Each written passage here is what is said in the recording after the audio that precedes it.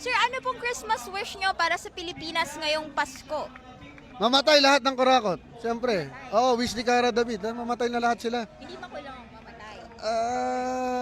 Kung makukulong sila, mas maganda habang nakakulong sila, pinahakbak sila ng hantik sa mga langgam. O kasi, totoo lang ako, galing akong Bulacan eh. Taga Bulacan ako. So yung baha sa Bulacan, sobra-sobra yung nangyari doon sa flood control projects nila. Hindi nakakatuwa. Nakakaaway mamamayan ng Bulacan. Kaya kulang pa yung pagkakulong eh. Tapos nakita natin, di ba? Ibinalik yung pera, 100 million. Parang ang ganda pa nung ginawa nila eh. Hindi tama. Hindi tamang magnakaw.